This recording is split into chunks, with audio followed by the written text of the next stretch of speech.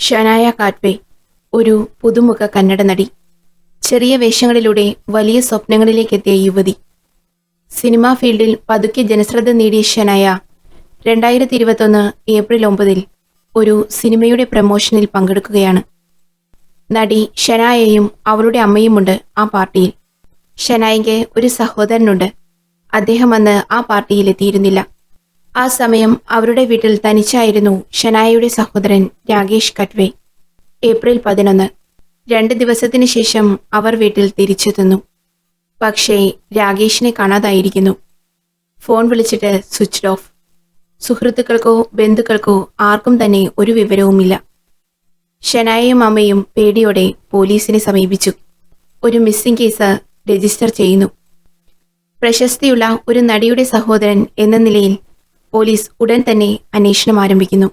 അടുത്ത ദിവസം April 12 കുബളി police സ്റ്റേഷനിലേക്ക് ഒരു ഫോൺ കോൾ എത്തി. ദേവർ ഹുദിക്കൽ വനപ്രദേശത്ത് നിന്ന് മനുഷ്യ ശരീരത്തിന്റെ കഷ്ണങ്ങൾ കണ്ടു എന്നായിരുന്നു ആ കോൾ. ഒരു മനുഷ്യന്റെ കത്തിക്കരിഞ്ഞ തലയുടെ ഒരു ഭാഗവും കുറച്ചടുത്തായി ഒരു പ്ലാസ്റ്റിക് കവറിൽ മനുഷ്യ ശരീരത്തിന്റെ മുറിച്ച പല ഭാഗങ്ങളുമാണ് അവിടെ പോലീസിന് കാണാൻ കഴിഞ്ഞത്. നമുക്ക് മുന്നിൽ തുറക്കാൻ പോകുന്നത് ഒരു ഭീകരമായ കറുത്ത അധ്യായമാണ്. രാകേഷിന്റെ മരണത്തിന്റെ ദുരൂഹതകൾ തേടിയുള്ള ഇൻവെസ്റ്റിഗേഷൻ സ്റ്റോറിയാണ് നമ്മൾ ഇന്ന് കേൾക്കാൻ പോകുന്നത്. ഷനായ കാറ്റ്വേ 2000 ഡിസംബർ 26 കർണാടക സംസ്ഥാനം ഹുബ്ലി നഗരത്തിൽ ജനിച്ചു. അവളുടെ അച്ഛൻ അവൾ ചെറുപ്പത്തിലായിരുന്നപ്പോൾ തന്നെ മരിച്ചിരുന്നു. അതുകൊണ്ട് അമ്മ ഒറ്റയ്ക്കാണ് ഷനായയെ വളർത്തിയത്. ഷനായ കൗമാരപ്രായം എത്തിയപ്പോൾ സിനിമാ മേഖലയിലേക്ക് വരാൻ ഷനായയുടെ അമ്മ ആഗ്രഹിച്ചിരുന്നു. ആ സ്വപ്നം ഒടുവിൽ 2018 സഫലമായി. ഷനായയ്ക്ക് മോഡലിംഗിൽ താല്പര്യം തോന്നിത്തുടങ്ങി. അവൾ കോളേജ് കാലഘട്ടത്തിൽ വിവിധ മോഡലിംഗ് മത്സരങ്ങളിൽ പങ്കെടുക്കുകയും അവളുടെ കഴിവ് അതിലൂടെ പ്രകടിപ്പിക്കുകയും ചെയ്തുകൊണ്ടിരുന്നു. 2017 നടന്ന മിസ് ഇന്ത്യ എലഗന്റ് മത്സരത്തിൽ ഷനായ പങ്കെടുത്തു. ആ മത്സരത്തിനൊടുവിൽ അവൾക്ക് miss photogenic, miss national glamour, miss popular, miss India elegant north എന്നിങ്ങനെയുള്ള പദവികൾ ലഭിച്ചു. അതിനുശേഷം ഷനായ പല ഫാഷൻ ഷോകളിലെ റാമ്പ് വാക്കിൽ പങ്കെടുത്ത് അവൾ തന്റെ കരിയർ കെട്ടിപ്പടുക്കാൻ തുടങ്ങി. മോഡലിംഗിന്റെ യാത്ര തുടങ്ങി കുറച്ചു നാളുകൾക്കുള്ളിൽ തന്നെ ഷനായ കന്നഡ ഫിലിം ഇൻഡസ്ട്രിയിലേക്ക് അഭിനയ പ്രവേശനം നേടി. 2018 കന്നഡ ഫിലിം ഇടാം പ്രേമം ജീവനം എന്ന ചിത്രത്തിലൂടെ അവൾ അഭിനയ ജാതകം തുടങ്ങി. പക്ഷേ ആ ചിത്രം സിനിമാ മേഖലയിൽ പ്രത്യേക സ്വീകാര്യത നേടിയില്ല. അതുകൊണ്ട് ഷനായ സിനിമയിൽ നിന്ന് കുറച്ചുനാൾ മാറി നിന്നു. അപ്പോൾ ആ സമയത്ത് ഷനായ ഇന്ത്യയിലെ spice jet airlines cabin crew ആയി ജോലി ചെയ്യാൻ തീരുമാനിച്ചു. കുറച്ചു മാസം അവിടെ ജോലി ചെയ്തു. എന്നാൽ 2021 ഒണ്ടു ഘണ്ടയ കഥേ എന്ന അഡൽട്ട് കോമഡി ഫിലിം ചെയ്തുകൊണ്ട് വീണ്ടും അഭിനയ രംഗത്തേക്ക് തിരിച്ചു വന്നു. ആ മൂവി ഒരു വിജയമായിരുന്നു. അങ്ങനെയിരിക്കെ സിനിമാ രംഗത്തെ മകളുടെ വിജയം ഷനായയുടെ അമ്മയ്ക്ക് ഒത്തിരി സന്തോഷം നൽകുന്നു. അവരുടെ ഒരു വലിയ സ്വപ്ന സാക്ഷാത്കാരമായിരുന്നു അത്. 2021 ഏപ്രിൽ 9 ഈ സിനിമയുടെ ഒരു പ്രമോഷൻ പാർട്ടിയിൽ ഷനായ പങ്കെടുക്കുന്നു. ഷനായ മാത്രമല്ല, അവളുടെ അമ്മയും ആ പാർട്ടിയിൽ പങ്കെടുക്കുന്നു. ഷനായയ്ക്ക് ഒരു സഹോദരൻ കൂടിയുണ്ട്. അദ്ദേഹത്തിന്റെ പേരാണ് രാകേഷ് കാറ്റ്വേ. മൂവിയുടെ പ്രമോഷൻ പരിപാടികൾ ഉള്ളതുകൊണ്ട് ഷനായയും അമ്മയും വീട്ടിൽ നിന്ന് 2 ദിവസത്തേക്ക് മാറി നിൽക്കുകയായിരുന്നു. അതുകൊണ്ട് തന്നെ ഏപ്രിൽ 9 ആ പാർട്ടി നടക്കുന്ന ദിവസം രാകേഷ് കാറ്റ്വേ വീട്ടിൽ തനിച്ചായിരുന്നു. അങ്ങനെ പ്രമോഷൻ പരിപാടികളെല്ലാം തീർത്ത് 2 ദിവസം കഴിഞ്ഞ്, അതായത് ഏപ്രിൽ 11 വീട്ടിൽ തിരിച്ചെത്തിയപ്പോൾ രാകേഷ് വീട്ടിലുണ്ടായിരുന്നില്ല. ഉടനെ രാകേഷിനെ അവർ മൊബൈലിൽ ബന്ധപ്പെടാൻ ശ്രമിക്കുന്നുണ്ട്. പക്ഷേ അവരുടെ കോളിന് മറുപടിയൊന്നും ലഭിച്ചില്ല. അവരാകെ പരിഭ്രാന്തിയിലാകുന്നു. കാരണം രാകേഷ് അങ്ങനെ വീട്ടിൽ നിന്നും ആരോടും ഒന്നും പറയാതെ ഇറങ്ങിപ്പോകാറില്ല, പ്രത്യേകിച്ച് വീട്ടിൽ ആരുമില്ലാത്ത ഈ സാഹചര്യത്തിൽ. അതുകൊണ്ട് തന്നെ ഉടനെ ഷഹാനയും അമ്മയും അവരുടെ റിലേറ്റീവ്സിനെയും രാകേഷിന്റെ ഫ്രണ്ട്സിനെയും ബന്ധപ്പെടുന്നു. രാകേഷ് അവിടെ വന്നിട്ടുണ്ടോ അല്ലെങ്കിൽ വേറെ എന്തെങ്കിലും വിവരമുണ്ടോ എന്ന് തിരക്കുന്നതിനു വേണ്ടിയായിരുന്നു. പക്ഷേ രാകേഷിനെ കുറിച്ച് ഫ്രണ്ട്സിനോ ബന്ധുക്കൾക്കോ ഒരറിവും ഉണ്ടായിരുന്നില്ല. അങ്ങനെ രാകേഷിനായി അവർ കുറച്ചുനേരം കാത്തിരിക്കുന്നു. വൈകുന്നേരമായിട്ടും രാകേഷിന്റെ ഒരു വിവരവും ലഭിക്കാത്തതിനെ തുടർന്ന് ഷനായയും അവളുടെ അമ്മയും കൂടി പോലീസ് സ്റ്റേഷനിലേക്ക് പോകുന്നു. അങ്ങനെ അവിടെ രാജേഷിന്റെ മിസ്സിംഗ് കംപ്ലൈന്റ് രജിസ്റ്റർ ചെയ്യുന്നു. ഷനായ ഇതിനോടകം സിനിമാ ഫീൽഡിൽ ഫേമസ് ആയ ഒരു നടിയായതുകൊണ്ട് തന്നെ അവരുടെ സഹോദരന്റെ മിസ്സിംഗ് കംപ്ലൈന്റ് പോലീസ് കാര്യക്ഷമമായി അന്വേഷിക്കുന്നു. അങ്ങനെ 2021 ഏപ്രിൽ 12-ാം തീയതി, അതായത് രാകേഷ് മിസ്സായതിനു ശേഷമുള്ള 3-ാമത്തെ ദിവസം, കുബളി പോലീസ് സ്റ്റേഷനിൽ ഒരു നിർണായക കോൾ ലഭിക്കുന്നു. അത് രാകേഷിന്റെ കേസിൽ ഒരു വഴിത്തിരിവായി. ആ കോൾ ഇങ്ങനെയായിരുന്നു: ദേവൽ ഹുദിക്കൽ ഫോറസ്റ്റ് പരിസരത്ത് ഒരു മനുഷ്യ ശരീരത്തിന്റെ പല ഭാഗങ്ങൾ കിടക്കുന്നുണ്ടെന്നായിരുന്നു ആ കോൾ. ഇതുകേട്ട പോലീസ് ഉടനെ സംഭവ സ്ഥലത്തെത്തി. ഒരു മനുഷ്യന്റെ കത്തിക്കരിഞ്ഞ തലയുടെ ഒരു ഭാഗവും കുറച്ചടുത്തായി ഒരു പ്ലാസ്റ്റിക് കവറിലായി മനുഷ്യ ശരീരത്തിന്റെ മുറിച്ച പല ഭാഗങ്ങളുമാണ് അവിടെ പോലീസിന് കാണാൻ കഴിഞ്ഞത്. പ്ലാസ്റ്റിക് കവർ ആകെ വലിച്ചു കീറപ്പെട്ടിരിക്കുന്നു. ചിലപ്പോൾ ആ കാട്ടിലെ വന്യമൃഗങ്ങളാവാം മാംസത്തിന്റെ മണം പിടിച്ച് അങ്ങനെ വലിച്ചു കീറിയത്. പക്ഷേ പോലീസിന് ഉറപ്പായിരുന്നു അതൊരു കൊലപാതകം തന്നെയാണെന്ന്. കാരണം മൃതദേഹം ഭാഗികമായി ആരോ കത്തിച്ചിരിക്കുന്നു. അതൊരിക്കലും വന്യമൃഗങ്ങൾക്ക് ചെയ്യാൻ പറ്റില്ല. പരിസര ഭാഗങ്ങളിലായി സെർച്ച് നടത്തിയ പോലീസിന് കുറച്ചു ദൂരെ നിന്നായി കഴുത്തിന്റെ താഴ്ഭാഗവും കാലിന്റെ ഭാഗവും എല്ലാം ലഭിക്കുകയുണ്ടായി. പക്ഷേ അതുമെല്ലാം മറ്റേതുപോലെ തന്നെ ഭാഗികമായി കത്തി നശിച്ചവയായിരുന്നു. ആ ശരീരഭാഗങ്ങൾ എല്ലാം തന്നെ വളരെ ജീർണാവസ്ഥയിലായിരുന്നു. ശരീരഭാഗങ്ങൾ കണ്ടെടുത്ത ഫോറസ്റ്റിനോട് ചേർന്നുള്ള റോഡിനടുത്തായി സംശയാസ്പദമായ രീതിയിൽ 2 വാഹനങ്ങൾ കൂടി പോലീസ് കണ്ടെത്തുന്നു. അതിലൊന്ന് മാരുതി റിറ്റ്സ് കാറും മറ്റൊന്ന് ഹുണ്ടായി കമ്പനിയുടെ ഒരു കാറുമായിരുന്നു. ആ കാറുകളുടെ ബാക്ക് സീറ്റിൽ നിന്നും പോലീസിന് ഉണങ്ങിപ്പിടിച്ച രക്തത്തിന്റെ കറയുടെ തെളിവുകൾ ലഭിക്കുന്നു. ഡെഡ് ബോഡി ഡിസ്പോസ് ചെയ്യാനായി കില്ലർ ഉപയോഗിച്ച കാറുകൾ അതുതന്നെയാണെന്ന് പോലീസ് അനുമാനിക്കുന്നു. രാകേഷിന്റെ ബോഡിയാകാം അതെന്ന് സംശയം തോന്നിയ പോലീസുകാർ അത് സ്ഥിരീകരിക്കുന്നതിന് വേണ്ടി ഷെനായെയും അമ്മയെയും സ്റ്റേഷനിലേക്ക് വിളിപ്പിച്ചു.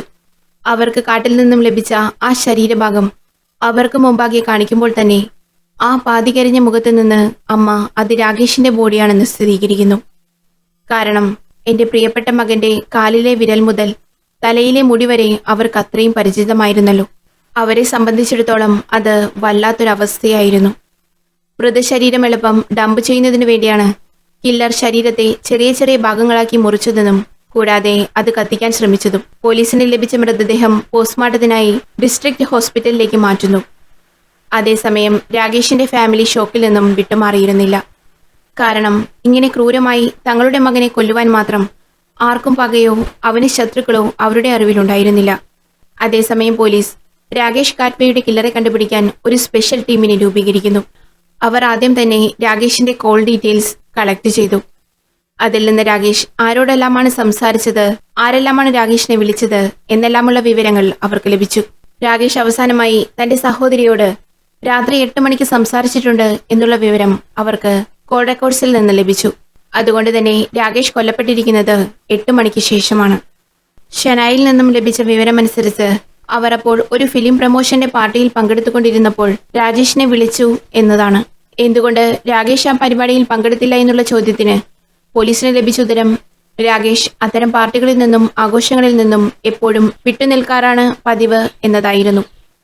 ഈ കേസിന്റെ മറ്റൊരു പോയിന്റ് സംഭവ സ്ഥലത്തായി പോലീസ് കണ്ടെത്തിയ മാരുതി റിറ്റ്സ് കാറും അതിലെ ബ്ലാക്ക് സീറ്റിലെ രക്തക്കറയുമാണ്. ആ കാർ മറ്റാരുടെയും ആയിരുന്നില്ല. അത് രാകേഷിന്റെ സഹോദരിയായ ഷെനായയുടെ കാർ തന്നെയായിരുന്നു. പക്ഷേ ആദ്യം പോലീസിന് മനസ്സിലായില്ല എന്തുകൊണ്ടാണ് ഷെനായയുടെ കാർ രാകേഷിന്റെ ഡെഡ് ബോഡി കണ്ടെത്തിയ ഭാഗത്ത് എത്തിയതെന്ന്. രാകേഷ് അവിടെ വന്നതാണെങ്കിൽ രാകേഷിന്റെ രക്തക്കറ ആ കാറിന്റെ ബാക്ക് സീറ്റിൽ എങ്ങനെ വന്നിരിക്കണം? ഒത്തിരി ചോദ്യങ്ങൾ പോലീസിനെ കുഴപ്പിച്ചു.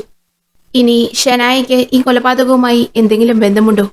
അല്ലെങ്കിൽ ആ കൊലപാതകം നടത്തിയ കൊലയാളികളുമായി എന്തെങ്കിലും ലിങ്ക് ഉണ്ടോ? ഇതെല്ലാം കണ്ടുപിടിക്കുന്നതിന് വേണ്ടി പോലീസ് ഈ കേസ് ഒന്നുകൂടി വിപുലമായി അന്വേഷിക്കാൻ തീരുമാനിച്ചു. അതിനായി കൂടുതൽ ഉദ്യോഗസ്ഥരെ കൂടി ടീമിൽ നിയോഗിച്ചു. ആ ശ്രമത്തിന് ഫലം കണ്ടു. കാരണം പിന്നീടുള്ള വെറും 4 ദിവസങ്ങൾക്കുള്ളിൽ കൂടുതൽ വിവരങ്ങൾ അവർക്ക് കണ്ടെത്താൻ കഴിഞ്ഞു. അതിലൊന്നായിരുന്നു രാകേഷും ഷെനായും തമ്മിലുള്ള ബന്ധം അത്ര രസത്തിലായിരുന്നില്ല എന്നുള്ളത്. ആ കണ്ടെത്തലുകൾ പിന്നീടുള്ള അന്വേഷണത്തിന്റെ പുരോഗതികൾക്ക് കുറച്ചുകൂടി വെളിച്ചം വീശി. യഥാർത്ഥത്തിൽ ഷെനായ നിയാസ് അഹമ്മദ് എന്ന ഒരു യുവാവുമായി അടുപ്പത്തിലായിരുന്നു. രാകേഷിന് ആ ബന്ധത്തിൽ താല്പര്യമുണ്ടായിരുന്നില്ല. അദ്ദേഹം ആ ബന്ധത്തെ എതിർത്തുകൊണ്ടിരുന്നു. അതുകൊണ്ട് തന്നെ ഈ പ്രശ്നത്തെ ചൊല്ലി സ്ഥിരം അവർ തമ്മിൽ കലഹിച്ചുകൊണ്ടിരുന്നു. അതുപോലെ തന്നെ പലവട്ടം ഷെനായയുടെയും നിയാസിന്റെയും കൂടിക്കാഴ്ചകൾക്ക് എതിർത്ത് രാകേഷ് ഒരു തടസ്സം സൃഷ്ടിക്കുമായിരുന്നു. തന്റെ ജീവിതത്തിൽ ഇങ്ങനെ തുടർച്ചയായുള്ള രാകേഷിന്റെ ഇടപെടലുകൾ ഷെനായയെ ബുദ്ധിമുട്ടിച്ചിരുന്നു. അതുകൊണ്ട് തന്നെ തന്റെ പ്രണയത്തിലെയും ജീവിതത്തിലെയും ഒരു തടസ്സമാണ് രാകേഷ് എന്ന് അവൾ ചിന്തിക്കാൻ തുടങ്ങി. ഈ അറിവുകളുടെയെല്ലാം സാഹചര്യത്തിൽ പോലീസ് നിയാസ് അഹമ്മദിനെ താൽക്കാലികമായി കസ്റ്റഡിയിലെടുക്കുന്നു. അവരുടെ ശക്തമായ ചോദ്യം ചെയ്യലിൽ നിയാസിന് അടിപതറുന്നു. അവസാനം നിയാസ് കുറ്റസമ്മതം നടത്തുന്നു. നിയാസ് ആണ് രാകേഷിനെ കൊന്നതെന്ന് സമ്മതിക്കുന്നു. അതുകൂടാതെ ആ ചോദ്യം ചെയ്യലിൽ നിയാസ് ഒറ്റയ്ക്കല്ല ഇത് ചെയ്തതെന്നും 3 പേർ കൂടി ഇതിലുണ്ടെന്നും പറയുന്നു. അങ്ങനെ പോലീസ് ബാക്കിയുള്ള 3 പേർക്കായി തിരച്ചിൽ തുടങ്ങുന്നു. കുറച്ച് മണിക്കൂറുകൾക്കുള്ളിൽ തന്നെ ആ 3 പേരെ കൂടി പോലീസ് അറസ്റ്റ് ചെയ്യുന്നു. 22 വയസ്സുള്ള ടാഫിസ് അബ്ദുറഹിമാൻ, 24 വയസ്സുള്ള അൽതാഫ് താജുദ്ദീൻ മുല്ല, 19 വയസ്സുകാരനായ മുഹമ്മദ് ഇറാനി എന്നിവരായിരുന്നു ആ 3 പേർ. അതുകൂടാതെ പോലീസ് ഞെട്ടിക്കുന്ന ഒരു കാര്യം കൂടി മനസ്സിലാക്കുന്നു. നിയാസ് മുഹമ്മദ് രാകേഷിനെ കൊലപ്പെടുത്തിയത് രാജേഷിന്റെ സഹോദരിയായ ഷെനായയുടെ അറിവോടെയും നിർദ്ദേശപ്രകാരവും കൂടിയാണെന്ന്. ഈ കണ്ടെത്തലുകൾക്ക് ശേഷം 2021 ഏപ്രിൽ 22-ന് ഈ കൊലപാതകത്തിന്റെ മാസ്റ്റർ മൈൻഡായ ഷെനായയെ പോലീസ് അറസ്റ്റ് ചെയ്യുന്നു. ശക്തമായ പോലീസിന്റെ ചോദ്യം ചെയ്യലിൽ അവസാനം അവൾ കുറ്റസമ്മതം നടത്തുന്നു. അവളുടെ കുറ്റസമ്മതം പോലീസ് ഡിപ്പാർട്ട്മെന്റിനെ ആകെ ഞെട്ടിച്ചൊരു കഥയായിരുന്നു. ആ കഥ ഇങ്ങനെയായിരുന്നു. ഷെനായ കാഡ്വേ, ഫാമിലിയിലെ മൂത്ത മകൾ. അവരുടേത് ഒരു സന്തുഷ്ട കുടുംബമായിരുന്നു. ഷെനായയും അവളുടെ അച്ഛനും അമ്മയുമുള്ള ആ 3-അംഗ കുടുംബം. അങ്ങനെ ഷെനായെക്കുറിച്ച് വലുതായി വന്നപ്പോഴാണ് അച്ഛനും അമ്മയ്ക്കും ഒരാഗ്രഹം ഉണ്ടാവുന്നത്. തങ്ങൾക്ക് ഒരു മകനെ വേണം. തങ്ങളുടെ അവസാന നാളുകളിൽ ഒരു തുണയ്ക്കായി ഒരു മകൻ. അങ്ങനെ അവർ ഒരു ആൺകുഞ്ഞിനെ അഡോപ്റ്റ് ചെയ്തു. അവരുടെ മകനായി അവർ വളർത്തുന്നു. അതായിരുന്നു രാകേഷ് കാഡ്വേ. അവർ അവനെ അവരുടെ ഒരു റിലേറ്റീവിന്റെ പക്കൽ നിന്നും തന്നെയാണ് അഡോപ്റ്റ് ചെയ്തത്. ആ സമയം രാകേഷിന് 1 വയസ്സ് മാത്രമേ പ്രായമുണ്ടായിരുന്നുള്ളൂ. അങ്ങനെ രാകേഷ് ഷെനായയുടെ അച്ഛന്റെ കൈപിടിച്ച് നടക്കാനും ഓടാനും എല്ലാം പഠിച്ചു. പക്ഷേ വിധി മറ്റൊന്നായിരുന്നു. രാകേഷിനെ പരിപാലിച്ചു പോകുന്ന ആ പിതാവ് മരണപ്പെടുന്നു.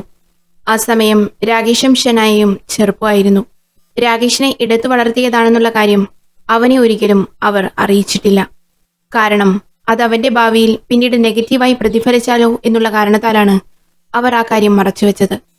സ്നേഹനീതിയായ ആ അമ്മയും മരിച്ചുപോയ അച്ഛനും ആ 2 കുട്ടികളെയും ഒരുപോലെയാണ് സ്നേഹിച്ചിരുന്നത്. പക്ഷേ ഷെനായയ്ക്ക് ഈ കാര്യങ്ങളെല്ലാം അറിയാമായിരുന്നു. തന്റെ സഹോദരൻ രാകേഷ് തന്റെ രക്തബന്ധത്തിലുള്ള സഹോദരനല്ല എന്നും അവനെ എടുത്തു വളർത്തിയതാണെന്ന് അവളുടെ മനസ്സിലുണ്ടായിരുന്നു.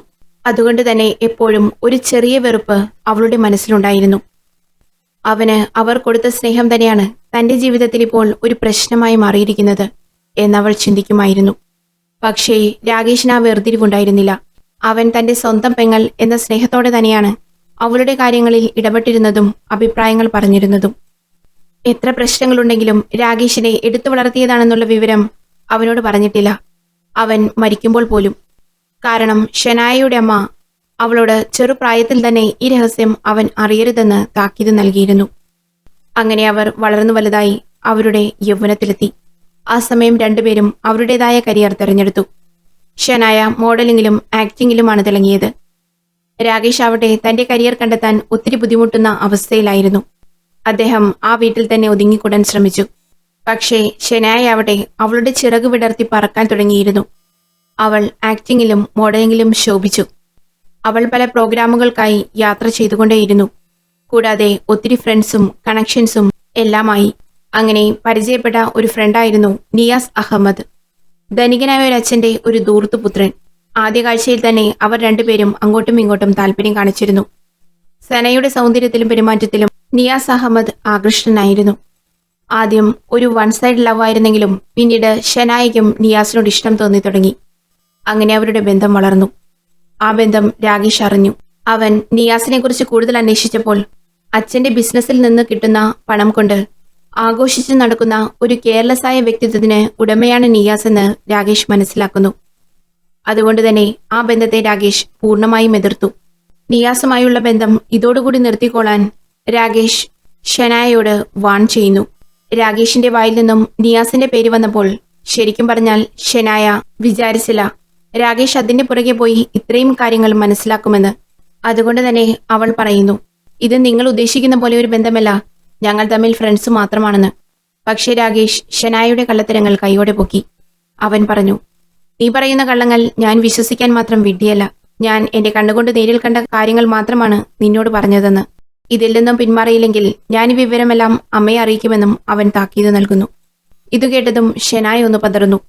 അവൾ പറയുന്നു, ഇനി അങ്ങനെയൊന്നും ഉണ്ടാവില്ല എന്നും അമ്മയോടൊന്നും പറയരുതെന്നും. പക്ഷെ ഷെനായ ആ ബന്ധം ഉപേക്ഷിച്ചിരുന്നില്ല. ഇത് വീണ്ടും മനസ്സിലാക്കിയ രാകേഷ് അമ്മയോടെല്ലാം തുറന്നു പറയുന്നു. ഇതറിഞ്ഞ അമ്മ ഷെനായയുടെ ഭാവിയെ ഓർത്ത് വളരെ വേവലാതിപ്പെടുന്നു. ഷെനായയെ കാര്യങ്ങളെല്ലാം പറഞ്ഞു മനസ്സിലാക്കാൻ അമ്മ കുറെ ശ്രമിക്കുന്നുണ്ട്. നിയാസുമായുള്ള ബന്ധം വിലക്കാൻ അമ്മയും ഒത്തിരി പ്രയത്നിക്കുന്നു. പക്ഷേ ആ പ്രയത്നങ്ങളെല്ലാം തന്നെ ഷെനായയുടെ മനസ്സിൽ രാകേഷിനോടുള്ള വെറുപ്പ് കൂട്ടുകയാണ് ചെയ്തത്. അമ്മയിൽ നിന്നും രാകേഷിൽ നിന്നുമുള്ള ഇത്തരം ഉപദേശങ്ങളും പ്രവൃത്തികളും അവളെ വലിയൊരു തെറ്റായ തീരുമാനമെടുക്കാൻ പ്രേരിപ്പിക്കുന്നു. തന്റെ ജീവിതത്തിൽ മുള്ളായി നിൽക്കുന്ന രാകേഷിനെ എന്നേക്കുമായി ഒഴിവാക്കുക. അതിനായി അവൾ തന്റെ കാമുകനായ നിയാസിനെ നിർബന്ധിക്കുന്നു. അവസാനം അവൾ അവനെ പ്രേരിപ്പിച്ച് ഒരു കൊലയ്ക്ക് സമ്മതിപ്പിക്കുന്നു. കാരണം തന്നോടുള്ള ഇഷ്ടം സത്യമാണെങ്കിൽ നീ എന്തായാലും എന്റെ ചേട്ടനെ കൊല്ലണം, എങ്കിലേ നമ്മൾക്ക് ഒന്നിക്കാൻ സാധിക്കുള്ളൂ. ഇങ്ങനെയെല്ലാമുള്ള പ്രേരണയിൽ നിയാസ് ആ കുറ്റം ചെയ്യാമെന്ന് സമ്മതിക്കുന്നു. ആ കൃത്യം ചെയ്യാനായി നിയാസ് മറ്റു 3 പേരെ കൂടി കൂട്ടുന്നു. കൃത്യം ചെയ്യുന്നതിനുള്ള ഡേറ്റും കാര്യങ്ങളുമെല്ലാം ഷെനായ തന്നെയാണ് തീരുമാനിക്കുന്നത്. അതിനായി അവൾ ആ പാർട്ടിയുള്ള ആ ദിവസം തന്നെ തിരഞ്ഞെടുക്കുന്നു. കാരണം അന്നവൾ ആ പാർട്ടിയിൽ പങ്കെടുക്കുമ്പോൾ കൊലപാതകം നടന്നാൽ അവളെ ആരും സംശയിക്കില്ല എന്നുള്ള കാരണത്താലാണ് ആ ഡേറ്റ് തന്നെ ഫിക്സ് ചെയ്തത്. ഒരു കാരണവശാലും അവൾ പിടിക്കപ്പെടരുത്. കൂടാതെ രാകേഷ് തനിച്ചുള്ള സമയം തന്നെയാണ് അതിനു നല്ലത്. ആ പാർട്ടിയിൽ വെച്ച് അവൾ നിയാസിനെ അങ്ങോട്ടേക്ക് വിളിക്കുന്നു. അവിടെ വെച്ച് അവർ നേരിൽ കാണുന്നു. ആ സമയം രാകേഷ് വീട്ടിലുണ്ടോ എന്ന് ഉറപ്പുവരുത്താനായി ഷെനായ രാകേഷിനെ വിളിച്ച് സംസാരിക്കുന്നു. വീട്ടിൽ രാകേഷ് ഉണ്ടെന്നും തനിച്ചാണെന്നും ഉറപ്പുവരുത്തിയ ശേഷം ഷെനായ തന്റെ കാറ് നിയാസിനെ ഏൽപ്പിക്കുന്നു. ആർക്കും സംശയം തോന്നാത്ത വിധം ഷെനായയുടെ വീട്ടിൽ കയറി കാര്യം നടത്താൻ അവർ പുറപ്പെടുന്നു. അങ്ങനെ 2 കാറുകളിലായി 4 പേർ ഷെനായയുടെ വീട്ടിലെത്തുന്നു. ഷെനായയുടെ വീടിന്റെ കോളിംഗ് ബെൽ അടിക്കുന്നു. കതക് തുറന്ന രാകേഷ് നിയാസിനെ കണ്ട് ഒന്ന് ഞെട്ടി. രാകേഷ് എന്തെങ്കിലും പറയുന്നതിന് മുമ്പ് തന്നെ നിയാസ് രാജേഷിന്റെ മുഖത്ത് അടിച്ചു. ഉടൻ തന്നെ നിയാസിന്റെ കൈകൾ രാകേഷിന്റെ കഴുത്തിൽ മുറുക്കി. ആ സമയം കൂടെ വന്ന ബാക്കി 3 പേർ രാകേഷിന്റെ കൈയും കാലും വരിഞ്ഞു മുറുക്കി പിടിക്കുന്നു. ആ 4 പേരും പിന്നീട് ആ പിടുത്തം വിടുന്നത് രാകേഷിന്റെ അവസാന ശ്വാസവും നിലച്ചു എന്ന് ഉറപ്പുവരുത്തിയ ശേഷമാണ്. എന്നിട്ട് അവർ രാകേഷിനെ വലിച്ചിഴച്ച് ബാത്റൂമിൽ കൊണ്ടുപോകുന്നു. അവിടെ വെച്ച് രാകേഷിനെ 5 കഷ്ണങ്ങളായി അവർ മുറിച്ചു. അതോരോന്നും ഓരോ പ്ലാസ്റ്റിക് ഗാർബേജ് ബാഗിലാക്കി മാറ്റി.